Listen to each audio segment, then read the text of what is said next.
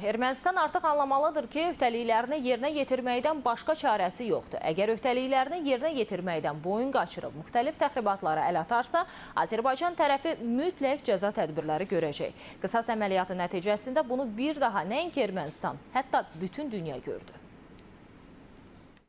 Növbəti dəfə Ermənistan tərəfi silahlı təhribata əl atdı və bu hərbi təhribat nəticəsində bir hərbçimiz şəhid olmuşdur.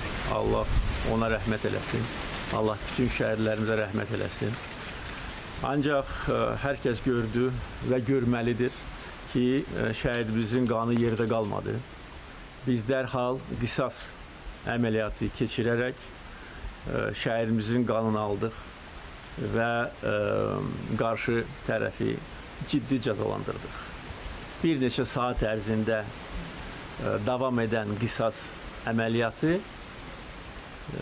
cəza tədbiri idi və Azərbaycan şəhidinin qanı düşmənlərə baha başa gəldi və onlar bunu unutmamalıdır.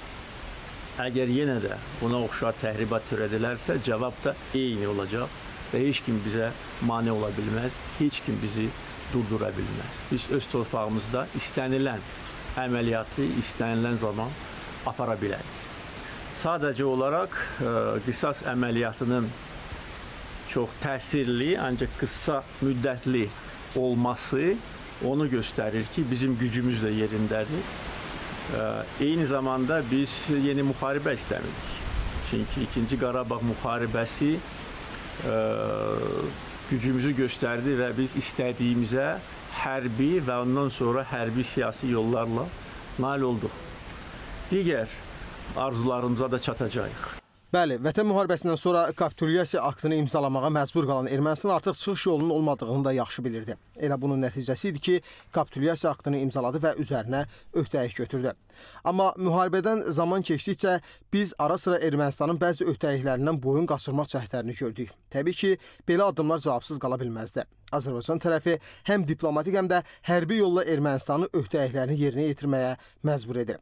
Və elə vaxtında həyata keçirilən uzaqgörən siyasətin nəticəsidir ki, bugün biz regionda Ermənistanın barışmaq istəmədiyi öhdəlikləri də yerinə yetirməyə başlamasını müşahidə edirik. Biz bu yeni Laçın yolunu inşa etməyə başlayanda Rusiya tərəfi vasitəsilə Ermənistana müraciət etdik və dedik ki, çünki mən təxmin edirdim ki, onların belə, necə deyərlər, hoqqabazlığı olacaq.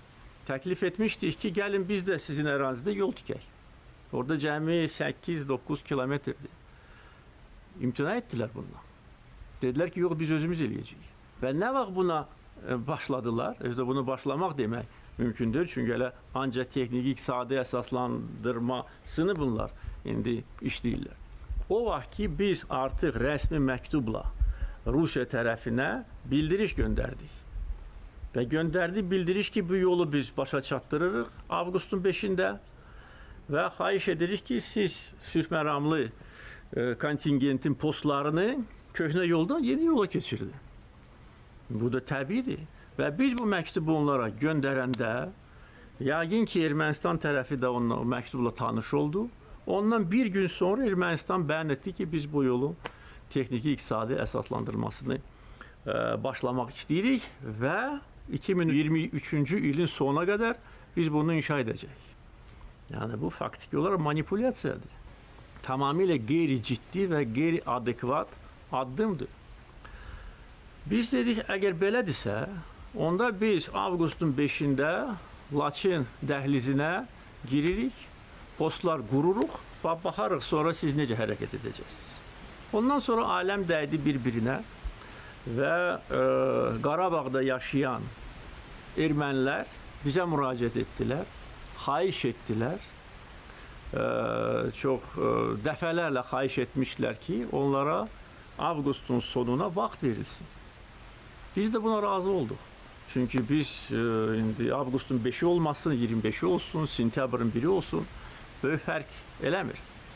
Və eyni zamanda Qarabağda yaşayan ermənilər bizə müraciət etdilər ki, Ermənistan sərhədinə birləşdiriləcək nöqtəyə qədər 4 kilometr grunt yolu da Azərbaycan tiksin.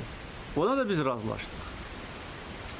Amma əlbəttə ki, Laçın şəhərindən, Zabuq və Sus kəndlərindən qanunsuz məskunlaşmış insanlar çıxarılmalıdır. Bu təbiidir. Onların orada qalması əslində hərbi cinayətdir.